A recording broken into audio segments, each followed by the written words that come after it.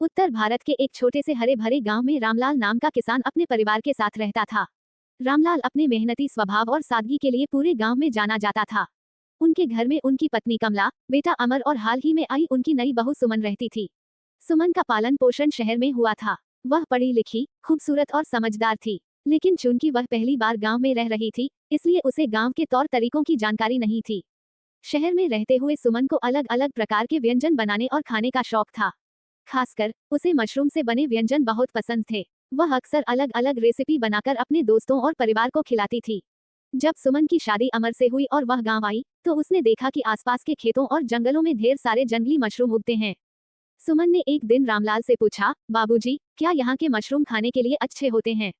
रामलाल ने मुस्कुराते हुए कहा, बेटी, मशरूम खाने के लिए अच्छे भी होते हैं और बहुत जहरीले भी। जंगली मशरूम का सही ज्ञान होना बहुत जरूरी है। गलत मशरूम खा लिया तो जान पर बन सकती है।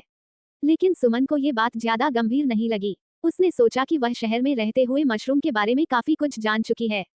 एक दिन सुबह सुबह सुमन जंगल की ओर घूमने निकली। उसने देखा कि कई तरह के मशरूम वहां उग रहे हैं, कुछ सफेद, कुछ भूरे, तो कुछ छोटे और चमकीले रंगों वाले।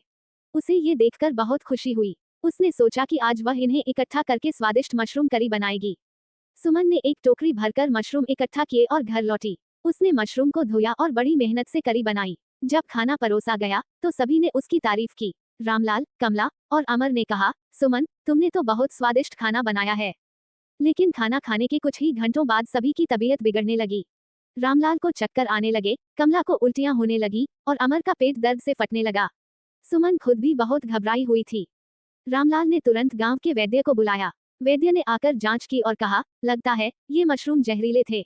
जल्दी से सबका इलाज करना होगा। उन्होंने कुछ औषधियां दी और कहा, बेटी, जंगल के मशरूम को खाना बहुत खतरनाक हो सकता है। अगली बार से ध्यान रखना।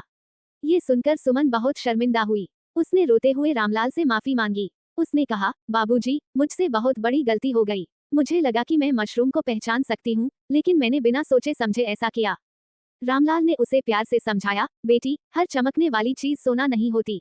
जिंदगी में जो चीजें अनजानी हो, उनके बारे में पूरी जानकारी लेना बहुत जरूरी है। सुमन ने ठान लिया कि अब वह बिना जानकारी के कोई भी कदम नहीं उठाएगी। उसने मशरूम के बारे में गहराई से जानने का निश्चय किया। उसने किताबें मंगवाई और मशरूम की पहचान, उनके प्रकार और खेती के बारे में पढ़ाई शुरू कर दी। गांव के पास के एक कस्बे में कृषि विज्ञान केंद्र था। सुमन वहां गई और मशरूम की खेती के बारे में विशेषज्ञों से सीखा।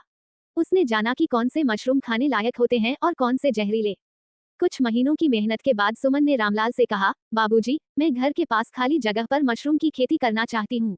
इससे हम न सिर्फ खुद के लिए ताज़ा और सुरक्षित मशरूम उगा पाएंगे, बल्कि इसे बेचकर पैसे भी कमा सकते हैं। रामलाल ने सुमन का उत्साह देखकर उसकी मदद करने का फैसला किया। सुमन ने घर के पास एक छोटी सी जगह में मशरूम उगाना शुरू किया। शुरुआत में उसे कई चुनौतियों का सामना करना पड़ा। कभी फसल खराब हो जाती, तो कभी मिट्टी में नमी सही नहीं रहती। लेकिन सुमन ने हार नहीं मानी। उसने अपनी गलतियों से सीखा और धीरे धीरे सफल होने लगी। कुछ ही समय में सुमन की मशरूम की फसल तैयार होने लगी। वह गांव की महिलाओं को भी इसकी ट्रेनिंग देने लगी। सुमन की मेहनत और ज्ञान ने पूरे गांव को प्रेरित किया। अब सुमन का मशरूम का व्यवसाय पूरे इलाके में मशहूर हो गया। लोग दूर दूर से मशरूम खरीदने आने लगे। सुमन ने अपनी इस सफलता से ये साबित कर दिया कि अगर हम किसी चीज को पूरे दिल और दिमाग से सीखें, तो उसमें सफलता जरूर मिलती है। गांव वाले अब सुमन को मशरूम की रानी कहते थे। रामलाल और उनका परिवार सुमन पर गर्व महसूस करता। ये कहानी हमें सिखाती है कि आत्मविश्वास के साथ साथ ज्ञान और सावधानी बहुत जरूरी है। गलतियों से घबराना नहीं चाहिए, बल्कि उनसे सीखकर आगे बढ़ना चाहिए। सुमन ने न केवल अपनी गलती को सुधारा, बल्कि पूरे गांव को एक नई दिशा दी।